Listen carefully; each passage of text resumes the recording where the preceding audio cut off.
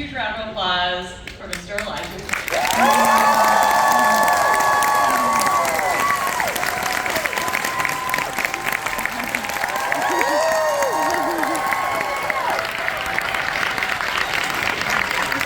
Hey everyone. There's that flamingo again. What is that? Yeah, what is the story with that?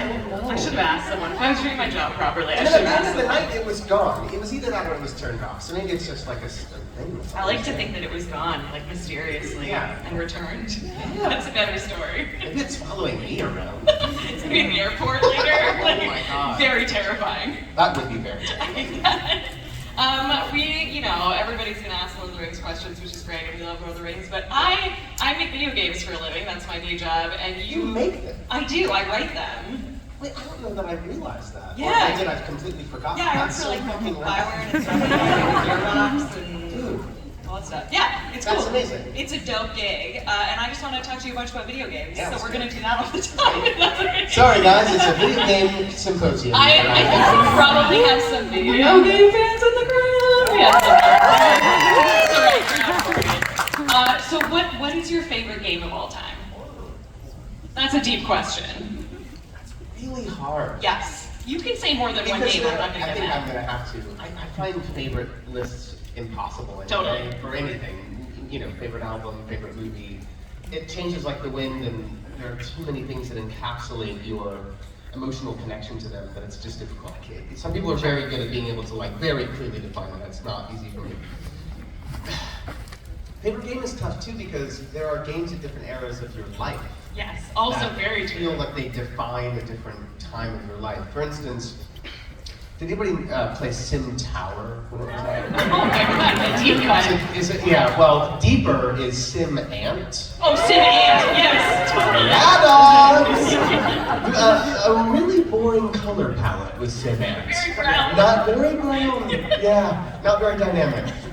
But Sim Tower was great, and I was obsessed with it. And I would set it up with like the hotels and the various service elevators and make sure that the maids had access to all the hotels and the various restaurants and all these businesses, apartments, so on and so forth. And I would build it and then leave because it would run its own time signature. Right. It was very accelerated time. And you would leave and then, you would accrue all this money from all of your businesses and rent, but then like the maids would be overwhelmed and like your hotels would be super busy with roaches throughout your hotel. So I'd have to come home and like clean it all up, but I'd have all this money that I made to be able to build more. I loved Sim Tower. So that was really big. I don't know if it was a favorite game, but that is like a formative game for me. I saw online you were playing Animal Crossing a bunch during quarantine too, which is very similar. There lots of people ran into you like buying their turnips and stuff. The turnip market is intense. It's really intense. And Twitter was a great tool for that because Really? people would. That's how this whole thing happened. Where I ended up going to someone's island, was people would post their turnip price because you would check your turnip price, and if it was shit, you'd be kind of up shit's creek in regards to selling your turnips. Yeah. So you have to, the benefit of going to someone else's island that has a better price for you to sell at that higher price was the thing, and people would post. And this girl posted a really high turnip price, and she was like, "Come to my island." So I DM'd her, and I was like, "Hey, see your turnip price is real high. Would you mind if I come to your island and sell all my turnips?" And she was like, "Yeah, Sure, Elijah would. Come to and maybe and I went and visited her, and she ended up being a huge Ryan Johnson fan, and They we're still do. following. We have Her name a is Ryan Jessa. Johnson We fan. still follow each other on Twitter. She's great. That's really cute. Yeah. That's the power of video games Isn't right it there. awesome? What's so It's a good about it? community. It is. It's very much It a is. community. Do you play any other online games, or are you mostly a single player dude? I love online stuff. Previously, I spent more time with like Call of Duty and Oh, yeah. playing that kind of thing. I worked on Vanguard. You did? You played Vanguard, yeah. Amazing. Yeah. I wrote the chick character. Wait, Infinity Ward or? Sledgehammer. Okay. Yeah. Amazing. Great stuff. Call of Duty is great, and games like that are great because you can meet these whole communities of people online. Totally. And I love that you were able to find connection through Twitter like that. It's so magic. It's the best. It's really good. So what are you playing right now? Right now, Stray. Is anybody playing Stray? You play as like a stray cat. Adorable. brilliant. And the first 15 minutes of the game, it really sinks its sort of claws into you. So in that, the setup is so awesome because it's just about the cat mechanics. Yeah. So it's you with your cat friends. You wake up in this kind of a future that is clearly industrial, but it's been taken over by plants and water.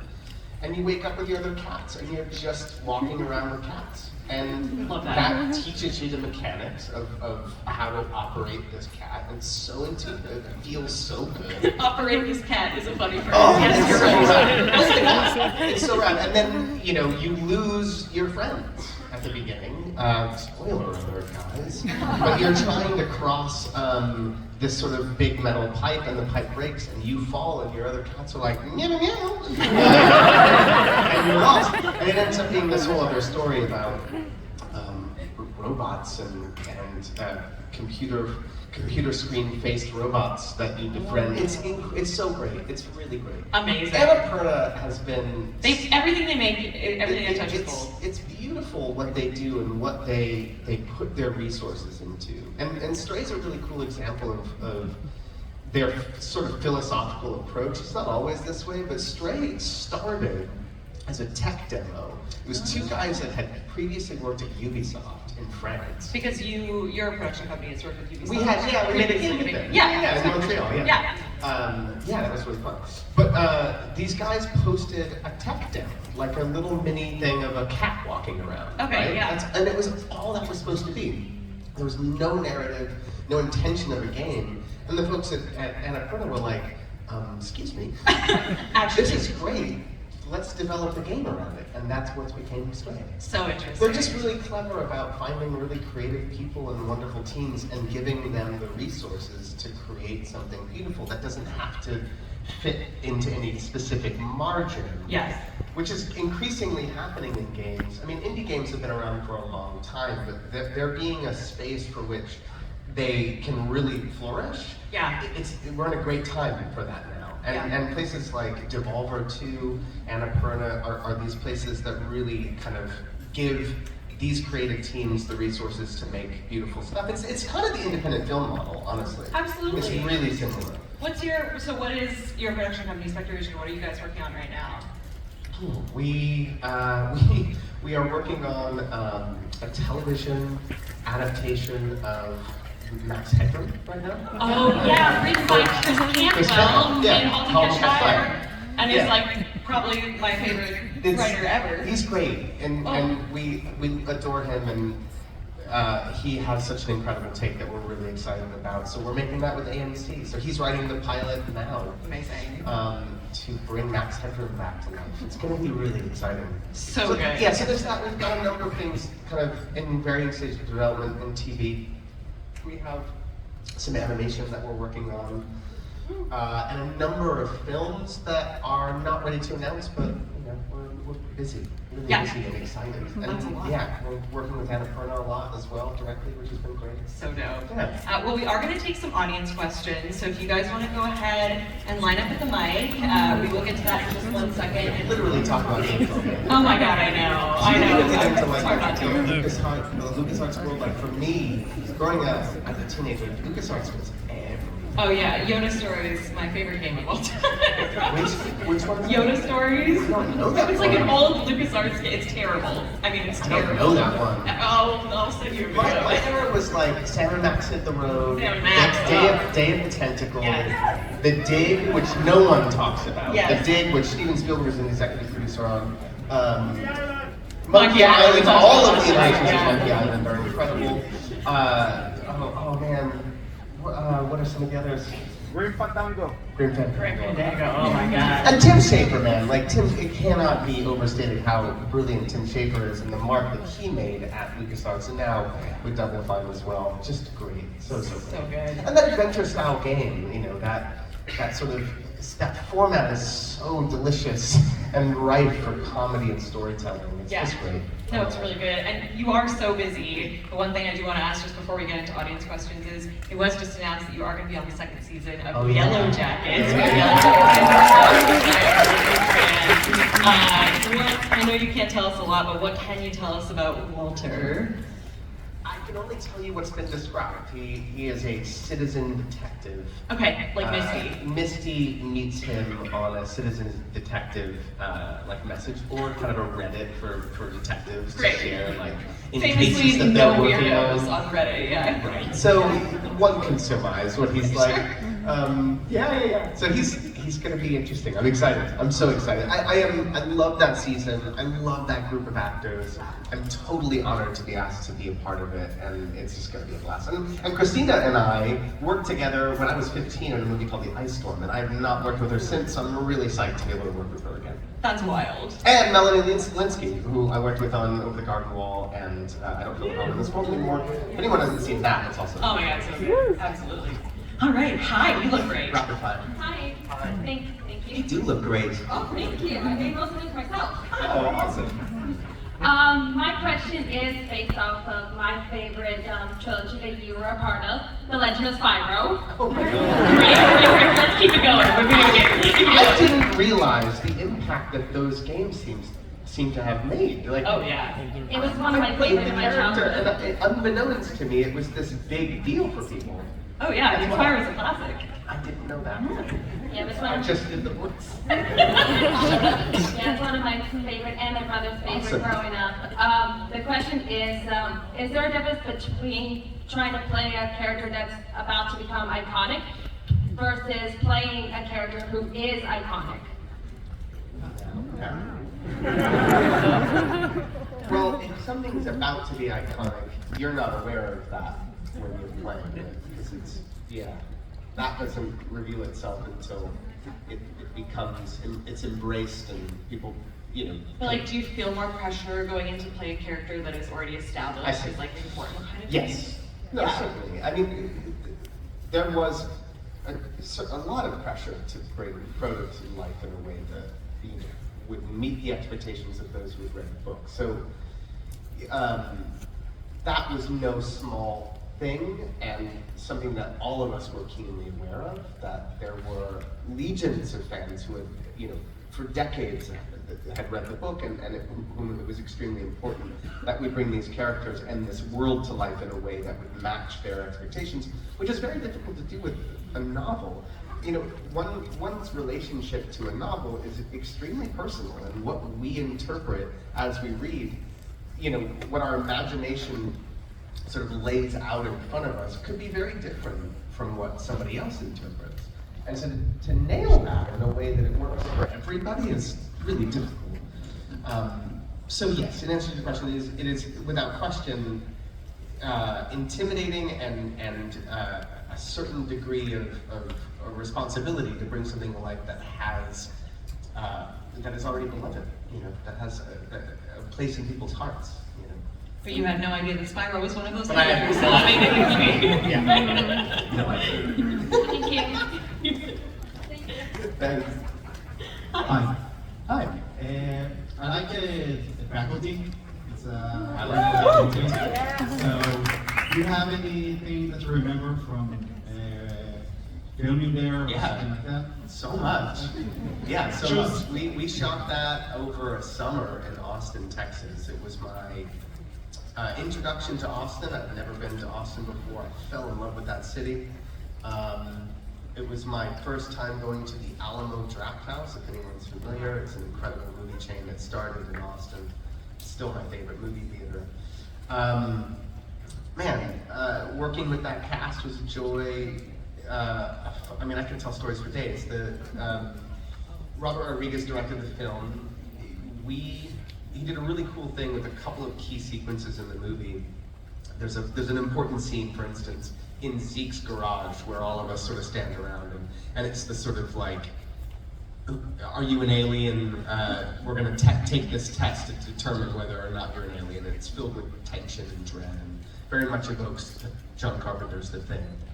So that was one of the scenes that we rehearsed before we went to shoot it. And he shot the rehearsal, we rehearsed at like a hotel ballroom.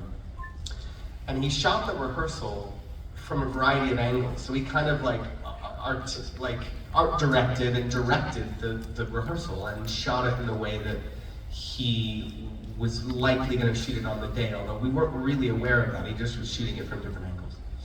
On the day that we went to go shoot that scene, he had cut that rehearsal together and showed it to us before we shot the scene. So effectively, we saw the scene cut together in the way that he imagined he wanted to edit it, and then he was going to shoot it that way. So it didn't really the architecture of the way that that scene was constructed really didn't differ much from the way that we had rehearsed it. And it was such an incredible thing as an actor and for a filmmaker to be able to articulate to his cast what it is that he needs them to achieve. Hey, see in this shot, I want you to do this, and remember we did it on that day? Well, here it is in the context. It was such a beautiful rendering for us. And I've never ever worked with a director that could do that. He is so skilled in that regard. I don't know, man, I can talk about that movie for days. It was great. We had a blast. It was a lot of fun. Really, really cool. Thank you very much.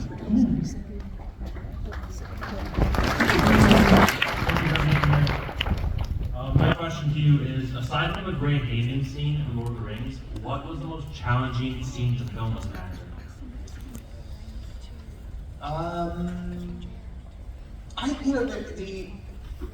The sort of side of Mount Doom right before Sam and Frodo actually get into the mountain to destroy the ring. That journey up the mountain, where Frodo really is suffering his most, and is almost hallucinating, and is not himself anymore. That was really challenging, and I felt a lot of internal pressure just to get that right. That it would be emotionally resonant, that you would empathize with what he was going through, that it was truthful, and it was obviously quite unique. There's not a lot of my own life experience to draw on in terms of what that he was physically experiencing and emotionally experiencing. So that I definitely think was the most challenging sequence to get right, and for it to it's the most important part of the end of their journey. Awesome, thank you so much. Great question. Hi. So, I think everybody here has been following your career since Lord of the Rings, and you've got us on a wild ride with everything that you've done, so many different things. And for me, on my bucket list, playing Stray is there now. And I wanted to know what is on Elijah Wood's bucket list that you haven't done before. Oh, great question. I have a lot of things on my bucket list for life. We could be here for a long time. But creatively, I really would love to direct something. I'm in love with the filmmaking process, and I think as an actor, I'm as drawn to just the creative process and the collaborative aspect of what it is that we do as I am specifically about being a character. I think I've been so fortunate to have worked for such a long time and on all kinds of different films with so many extraordinary filmmakers at so many levels, and have been witness to this process and have learned so much. And I just would love to try that as well. And I've toe dipped in the sense that producing is not that far from it. But yeah, I would love that. And sometimes I fantasize about a time in which I'm no longer in front of the camera and I'm just making films as a filmmaker. There's something that sounds very gratifying to me. I just love the creative process. I love a bunch of people working together towards a collective vision that they're excited about. And whether I'm producing it or I'm in it, however I can help to facilitate that is still thrilling to me, and I still get a lot out of that. And oftentimes, what draws me to work on a film isn't necessarily the role, it's the filmmaker and wanting to be a part of this thing that they're making, So yeah, that's a big bucket list thing. So great, and we know that you like weird stuff, so I cannot wait to see What's that? That you like weird stuff. I love weird. Yeah. So I will be first in line to see what you make next. Thank you.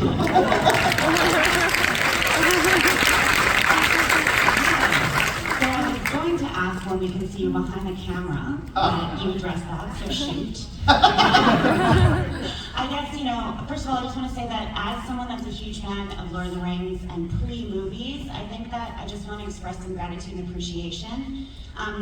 Representing this universe was ultimately the task that was appointed to you, Elijah Wood, and you, that was triggering to you, but you really risen to the occasion, and as a member of this fandom, I think that's just something that, you know, to see you still excited to talk about this is really meaningful to us, so thank you for that.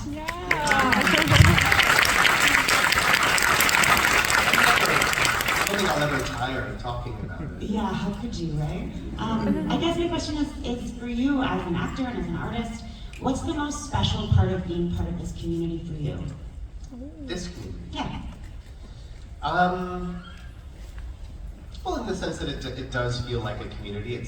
There is a warm embrace. There is a sense of familiarity. There is a connection, even though it's through this thing that you all weren't there when we did it. There is still a deeply resonant connection on an emotional level to everything that came from that, and I love that. I think one of my favorite things, genuinely, about having been a part of Lord of the Rings outside of the making of them, which is obviously, it can't be trumped. It is such an extraordinary life experience. But aside from that,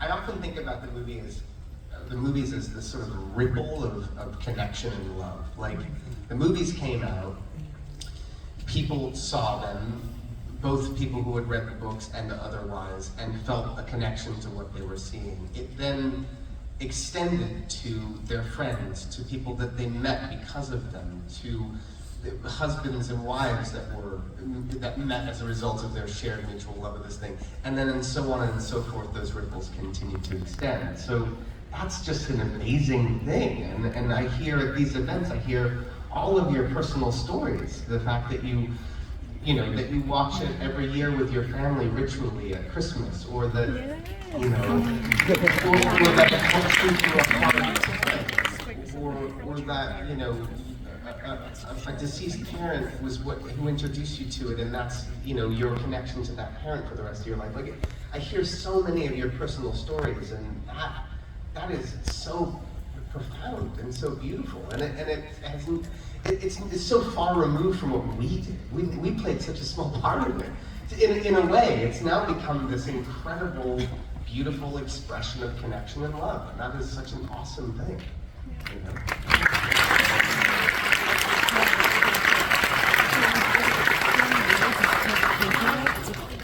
So before my question, I want to just let you know that the flamingo at the back, I don't know if Thank you it's for, still here today. what is it? But yesterday they were yelling it's the moral support bird. So I just wanted to let you know. It's the moral support group? Moral support bird. I love it. That's lovely. Thank you for your clarity. That was going to drive me crazy. My question is actually like over the garden wall. Cool.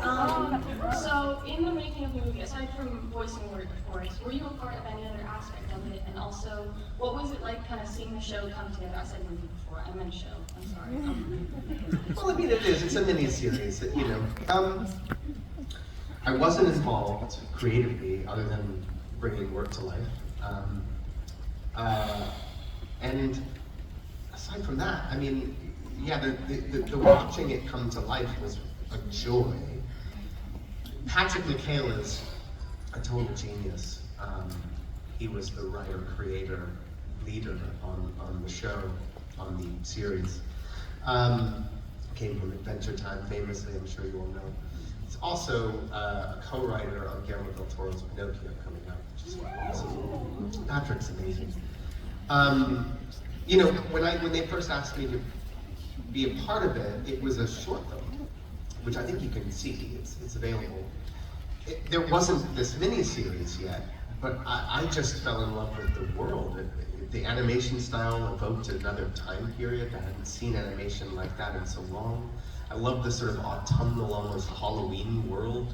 Very much spoke to the horror movie fan in me, and just that kind of imagery. the music, the character design. I just was like, whatever, I'll do whatever to be a part of this world. Like, this is great. And the description of Wirt and Greg is so interesting, and Wirt being this kind of awkward, stumbly, funny person was a joy. So it was just that, and then it became, suddenly there's another section and we're doing more stories, and it just sort of unfolded very organically.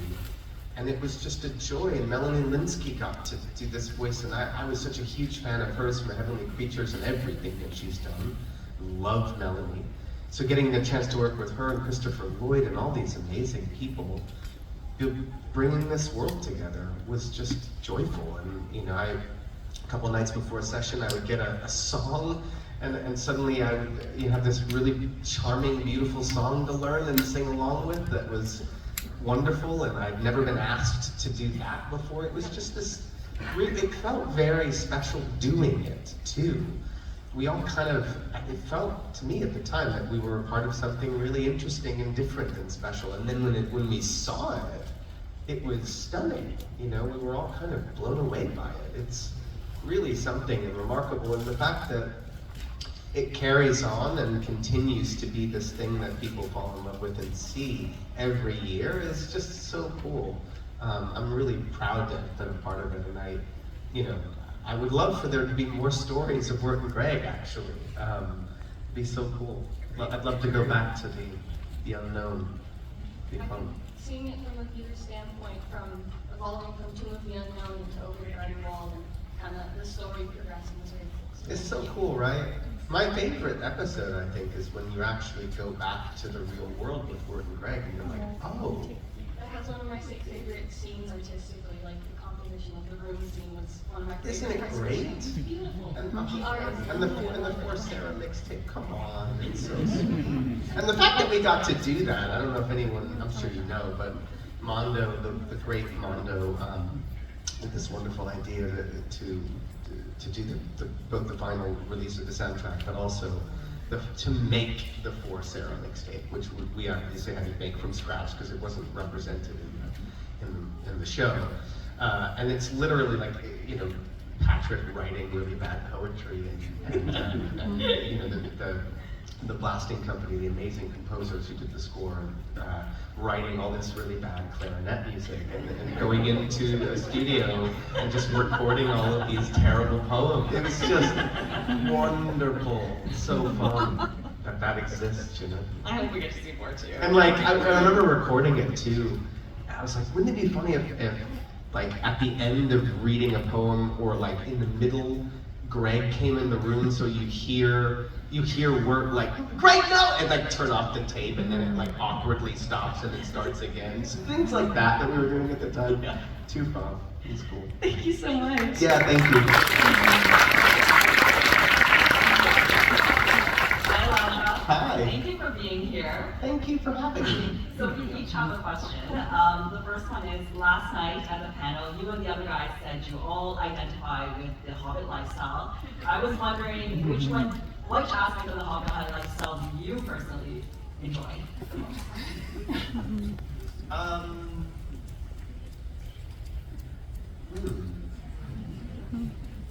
Is it the type we? I wish I was more of a stoner, actually. I'm a terrible stoner. I'm such a cheap date. I get so moms too easily. Brutal. Yeah. I like a little edible now and again, a little minor, Yeah. get cozy. I'm into that. Smoking weed, I get so effed. So no, it's not the pipe weed.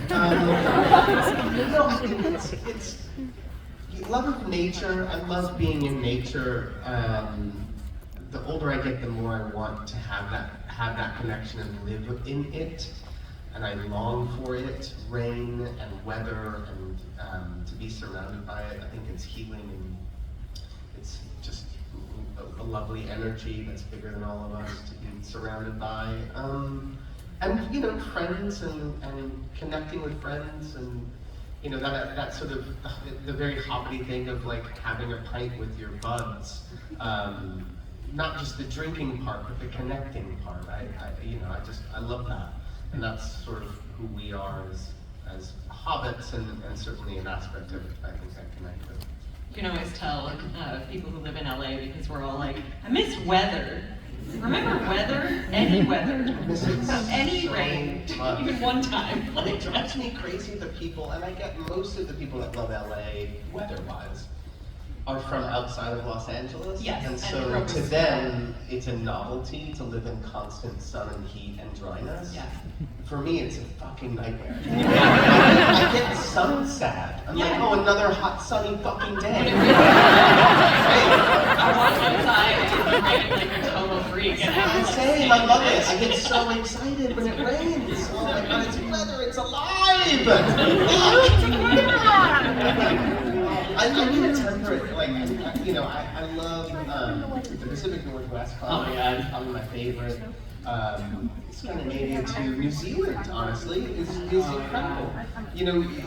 Wellington would get these crazy, blustery, fucking gnarly, windy days, and it was wonderful.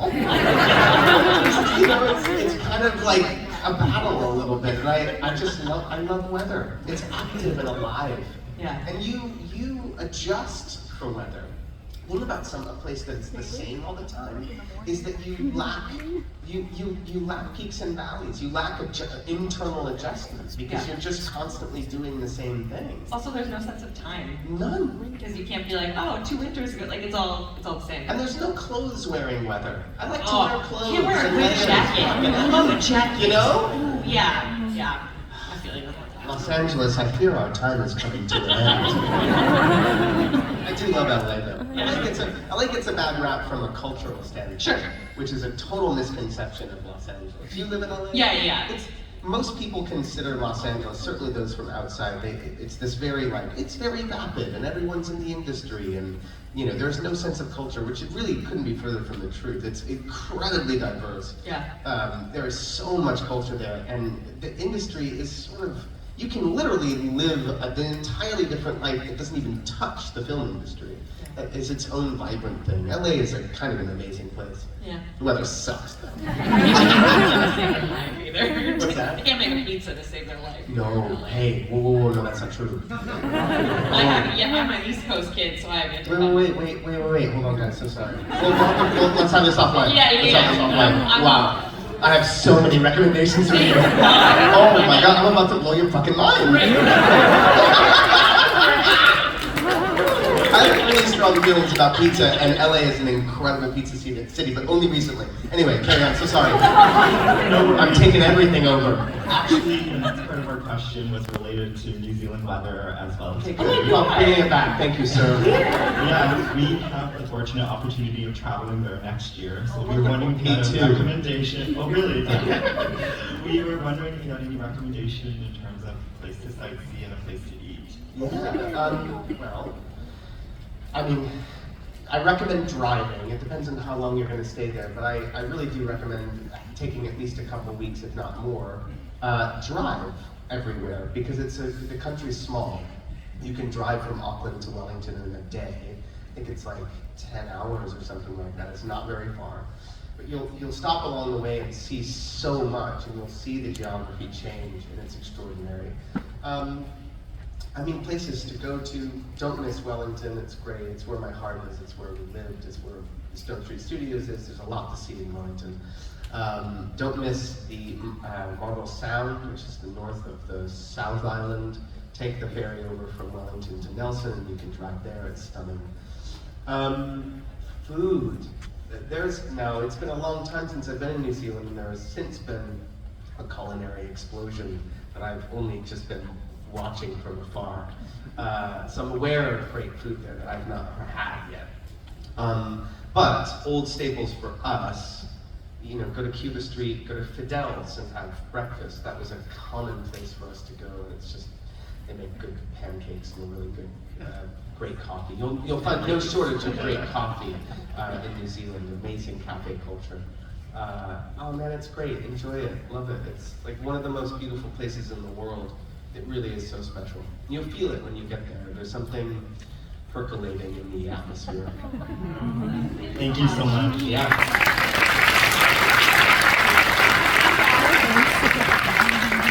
Hello.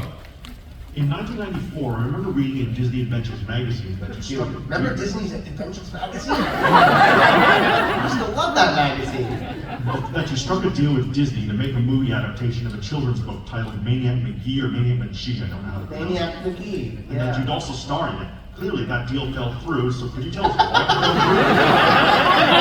I couldn't find anything on the internet as to why that movie didn't get made. I don't know that there was ever a deal. I don't know that a deal was struck, which is so hilarious. I think there was some talks about there being an adaptation of Maniac McGee, and I loved the book, and I actually have since forgotten what the book is about, but I can remember. But I don't know what happened. I don't know that it got very far. The industry loves to announce things before they happen, in part as a means of helping to push something along, actually. Even if it's only sort of in their initial talks, you can sometimes generate activity around something. Clearly that did not work. I don't really remember the particulars. I'm sorry to hear that. Oh, that's okay. If you love cat games, you should give an old DOS game called Alley Cat a try. It's recently Alley Cat on DOS. It was recently remade, so you can play for free. Alley Cat, cool. Just check, yeah. Oh, can you get it on Steam? No, it's on someone's website. Copy that. On the website, okay. Copy to Alley Cat, I'll look it up.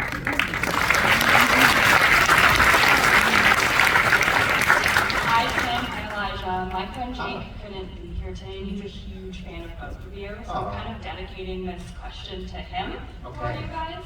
He's a huge fan, as well as I, over the garden wall, so my question's kind of a piggyback. You did mention you're in works of animation. Is there anything that you would like to guest star on, just to say you've been on that show?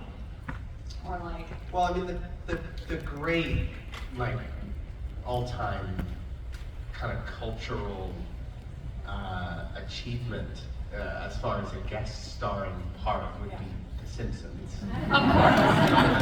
It would be awesome. You mentioned how you love to of do The voice Simpsons. acting last night. I'm sorry? I said you mentioned last night how you love to do voiceovers. It's great, I so love it. That's what I was The Simpsons would be really rad. That's just, so many incredible cultural icons and, actors and musicians have been immortalized in that style of drawing. and Would you want to be yourself or as a character? Well, the idea of playing a character has longer legs than just simply playing a cameo as yourself, so maybe a character. But the fun, the novelty of it that's so exciting is that you see a version of yourself represented, so that's a tricky one. I don't know. It would be really fun to see me, I think. Just because it's a thing I could always have, It's like having an action figure of yourself. And then, I don't know if there's anything else in particular that I would love. Or another genre of like animation, since you've kind of done that? To voice act? Yeah.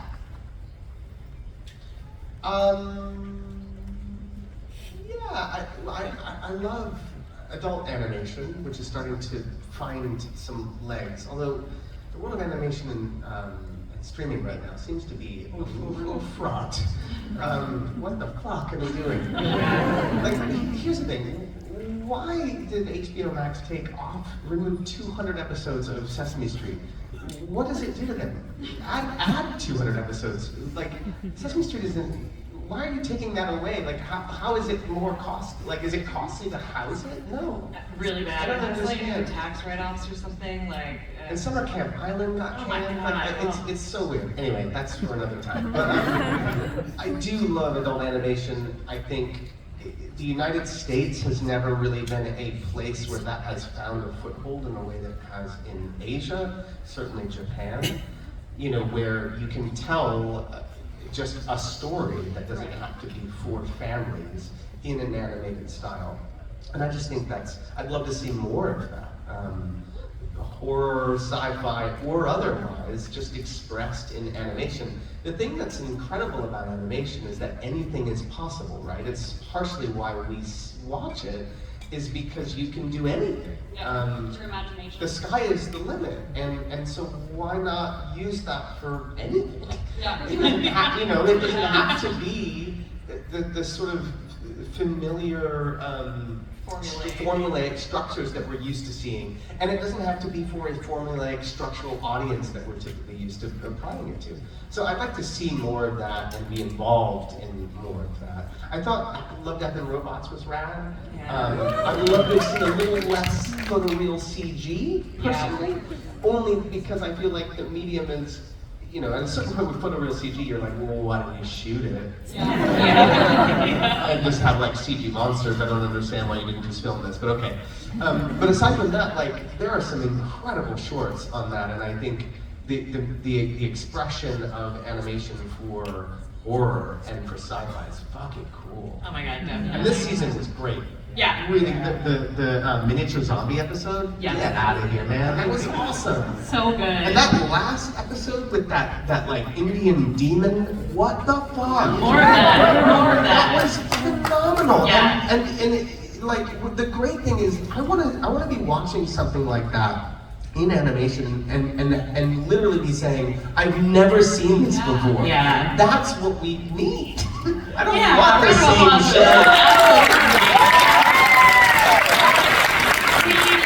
We love you. Toronto, please give a big round of applause. Sorry for everybody that we didn't get to your questions, but I'll be back at the table so we can always talk.